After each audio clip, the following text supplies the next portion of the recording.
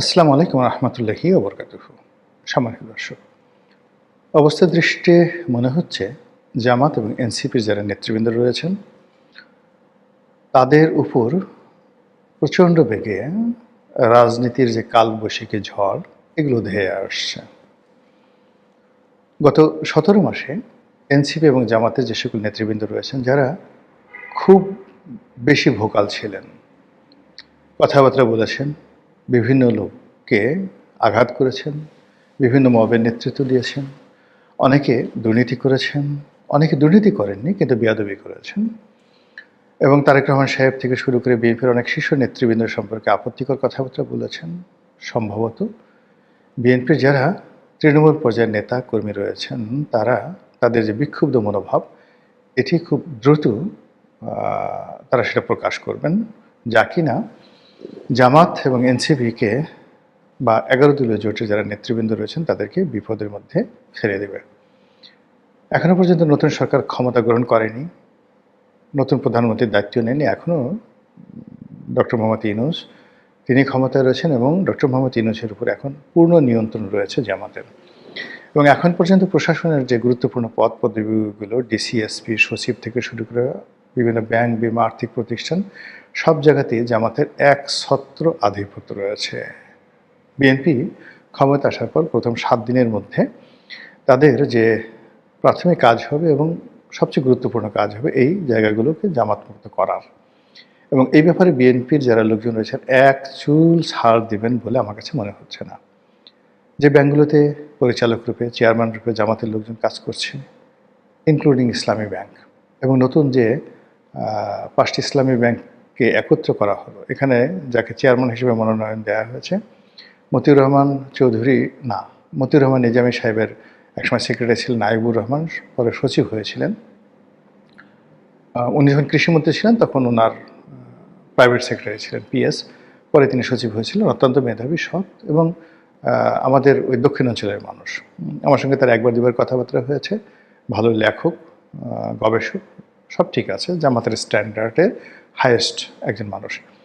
কিন্তু এই ভদ্রলোককে আমার কাছে মনে হচ্ছে না যে তাকে এই ৫টি যে নতুন ব্যাংকে একত্র করে সম্মিলিত ইসলামী ব্যাংক নাম দেওয়া হয়েছে সেই ব্যাংকের যে পরিচালনা পরিষদের যে চেয়ারম্যান সেই পদে তাকে রাখা হবে। এমনকি এই মুহূর্তে জামাতের যে একছত্র আধিপত্য রয়েছে ইসলামী ব্যাংকে, সম্ভবত সেটা থাকবে না।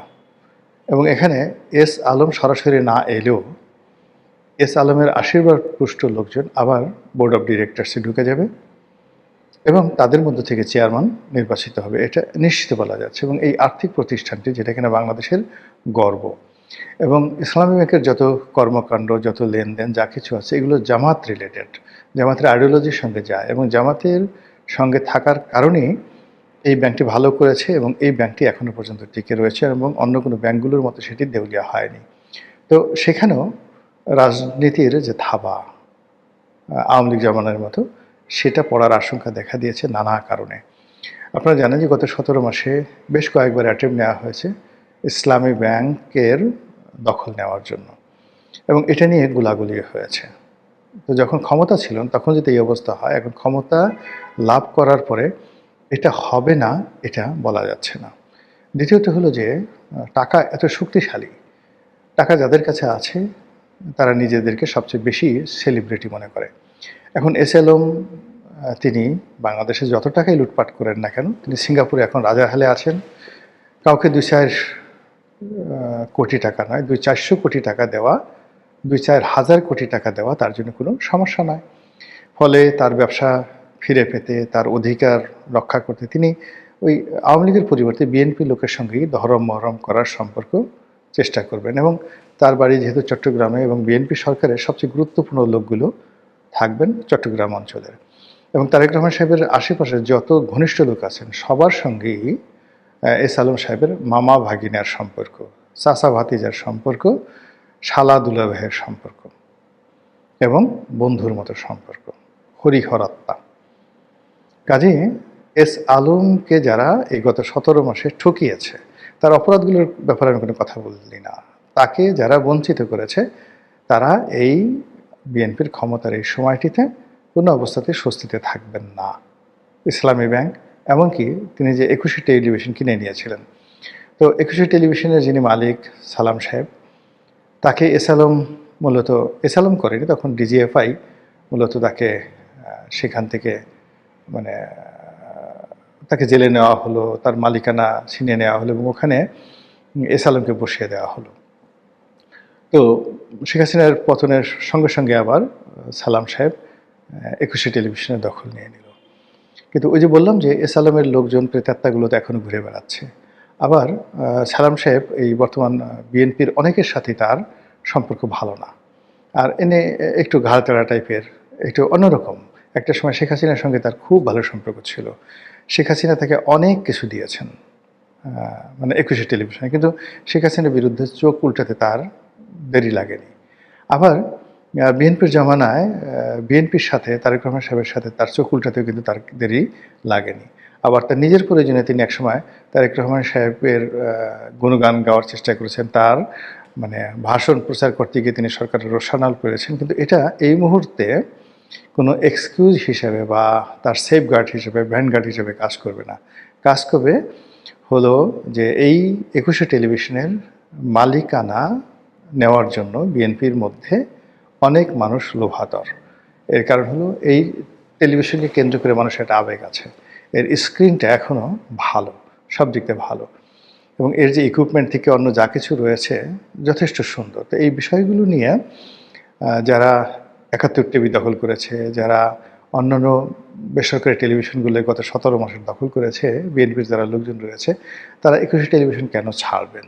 এক। ২ নম্বর হলো যে এস আলমের যে প্রেতাত্মা যদি বিএনপির উপর ভর করে এবং বিএনপির ক্ষমতাধর লোকজন যারা এস আলমের শালা, দুলাভাই, ভাতিজা, মামু এই পর্যায়ে রয়েছেন, তারা যদি বেনামে এস আলমকে আবার এখানে প্রতিষ্ঠিত করতে চান, তাহলে আর এক দফা আব্দুল সালাম ২১ টেলিভিশনের মালিক, তার কপাল পুড়বে এবং সেটা পোড়ার সম্ভাবনা খুব খুব বেশি।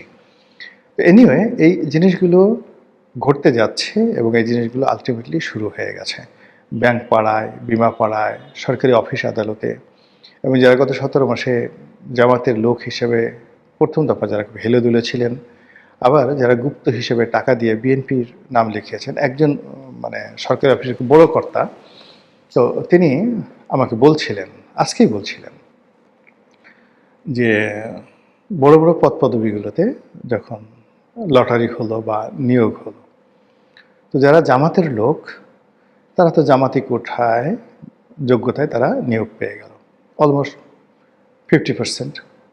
আর বিএনপির কোটায় যারা নিয়োগ পেল, এনসিপির কোটায় যারা নিয়োগ পেল, তারা তো বেসিক্যালি জামাতের বি টিম।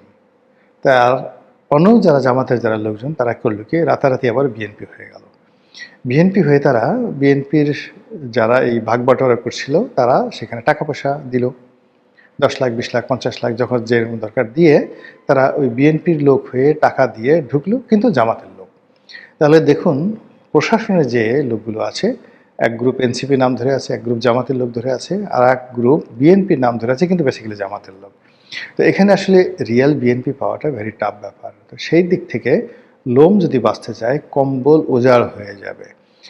তো প্রশাসনে এরকম যারা জামাতি কর্মকর্তা রয়েছেন, কর্মচারী রয়েছেন, তারা আতঙ্কের মধ্যে আছেন।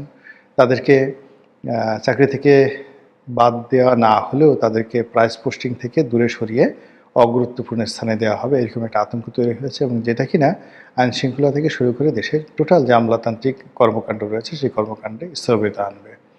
গত ১৭ মাসে ইউনূস সরকার বেশ কিছু গুরুত্বপূর্ণ সংস্কার করেছেন, বিশেষ করে রাজস্ব খাতে, এনবিআরে, এবং এটা আইএমএফের পরামর্শ অনুযায়ী করা হয়েছে। আইএমএফ বহু বছর ধরে যে জিনিসগুলো রাজনৈতিক সরকারের মাধ্যমে করার চেষ্টা করেছিল, তারা ব্যর্থ হয়ে সেটা এই ইউনূস সরকারকে দিয়ে করিয়ে নিয়েছেন।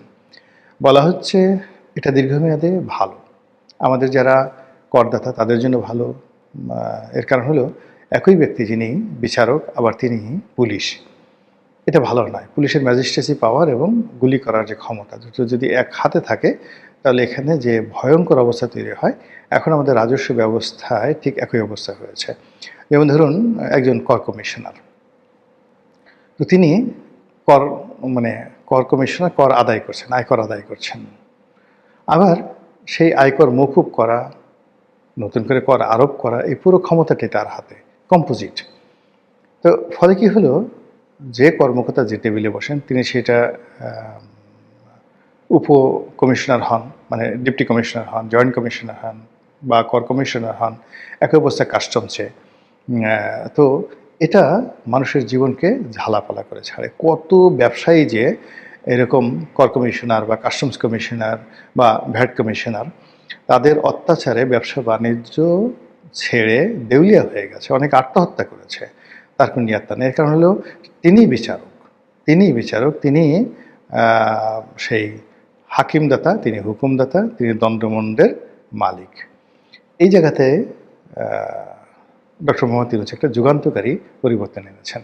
সেটা হলো সিদ্ধান্ত দেবে যারা, তারা বাস্তবায়ন করবে না, আর যারা বাস্তবায়ন করবে তারা সিদ্ধান্ত দিতে পারবে না। ফলে এখানে একটা চেক অ্যান্ড ব্যালেন্স হয়ে গেছে। যিনি কর কমিশনার তিনি শুধু কর কালেকশন করবেন, আবার কর কত হবে এটা নির্ধারণ করে দেবে জাতীয় রাজস্ব বোর্ড। তাদের আবার এই কর কালেকশনের ব্যাপারে কোনো ক্ষমতা থাকবে না। তো এই জিনিসটা করা হয়েছে। এখন এই নতুন সরকার এসে এটা নিয়ে জাতীয় রাজস্ব বোর্ডে ভীষণ রকম যাকে বলা হয় বিপ্লব হয়েছে। তারপরে এখানে কর্মবিরতি হয়েছে, অনেক মানুষের চাকরিচ্যুতি ঘটেছে, কিন্তু আইএমএফের শর্ত অনুযায়ী ডক্টর মোহাম্মদ ইউনূস অত্যন্ত শক্ত হাতে এই জিনিসগুলো দমন করেছেন। এখন নতুন সরকার আসার পর এটা কী হবে, এটা নিয়ে যে আবার সেই নতুন জটিলতা শুরু হয়ে যায়, তাহলে গত 17 মাসের যে স্থবিরতা এটা আরও মুখ থুবড়ে পড়বে। একই অবস্থা চট্টগ্রাম বন্দর নিয়ে, মংলা বন্দর নিয়ে, পায়রা বন্দর নিয়ে, একই অবস্থা আমাদের যে বিদ্যুৎ সেক্টর নিয়ে। এখানে যে আওয়ামী লীগ জামানাতে যারা অলিগার ছিলেন, সেই অলিগার শ্রেণী মূলত গত 17 মাস ধরে বিএনপি বা জামাতের যে গ্রুপটি রয়েছে তাদের মাধ্যমে তাদের কর্মকাণ্ড চালিয়ে যাচ্ছিল দেশের বাইরে থেকে।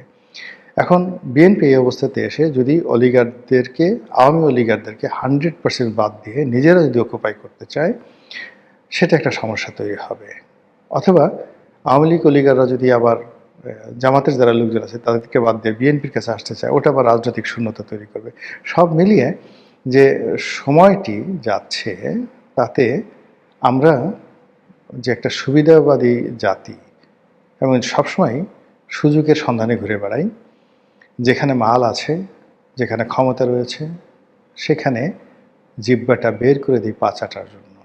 আমরা কখনো ক্ষমতার চোখের দিকে তাকিয়ে কথা বলতে অভ্যস্ত নই, ক্ষমতাকে চ্যালেঞ্জ করতে পারি না, ক্ষমতাকে প্রশ্ন করতে পারি না, ক্ষমতাকে সমালোচনা করতে পারি না। আর ক্ষমতা যেদিকে যায় সেই দিকে আমরা ছুটতে থাকি। যদি আবর্জনা ড্রেন, মানে মানুষের গুয়ের যে ড্রেন, সেই ড্রেন দিয়ে ক্ষমতা যায়, আমরা সেই গুয়ের ড্রেনের মধ্যে ঝাঁপিয়ে পড়ি এবং বলি মারহাবা মারহাবা কিয়া বাত হ্যায়।